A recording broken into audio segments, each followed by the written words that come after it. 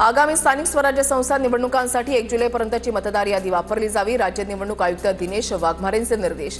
विधानसभेच्या निवडणुकीपेक्षा या निवडणुकीमध्ये मतदारांची संख्या वाढेल. प्राथमिक तयारीबाबत आयोगाची जिल्हाधिकाऱ्यांसोबत बैठक संपन्न.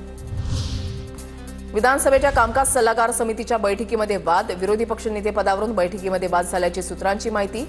बैठकीमध्ये पटोलेंनी विरोधी पक्षनेतेपदाचा विषय उपस्थित केला. पटोलेंच्या प्रश्नावर राहुल नार्वेकरांकडून ठोस उत्तर नाही, सूत्रांची माहिती.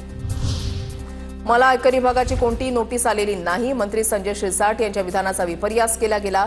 संजय शिरसाटांच्या विधानानंतर पत्रक काढत श्रीकांत शिंदेंचं स्पष्टीकरण.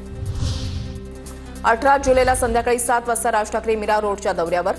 मनसेच्या मोर्चानंतर आता राज ठाकरे स्वतः मीरा रोडचा दौरा करणार.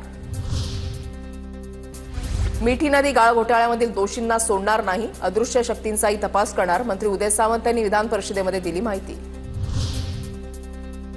पी चिदंबरम यांनी पीएमएलए कायदा आणला आणि त्यातच अडकले. आता आणलेला कायदाही तसाच आहे, त्यात आमचा मित्र अडकला नाही पाहिजे. नाना पटोलेंचा मुख्यमंत्री फडणवीसांना चिमटा. जन्मभर आम्ही सत्तेमध्ये राहणार नाही, कधी इकडे तर कधी तिकडे. विरोधकांचं तोंड दाबायचा कायदा केला तर सर्वाधिक विरोधात आम्हीच राहिलो. सत्ता आता पाहतोय, आता विरोधात मी जास्त खतरनाक. फडणवीसांचं पटोलेंना उत्तर. शंभूराज देसाई मंत्री असताना गद्दारी करत होते. अनिल परबांचं वक्तव्य. जोरदार वादानंतर सभागृह 10 मिनिटं स्थगित. गद्दार शब्द रेकॉर्डवरून काढला. मराठी माणसाच्या घरांच्या मुद्द्यावरून विधान परिषदेमध्ये जोरदार खडाजंगी. अनिल परबांकडून गद्दार शब्दाचा वापर. तर गद्दार कुणाला म्हणतो बाहेर ये, तुला दाखवतो. शंभूराज देसाईंनी परबांना खडसावलं.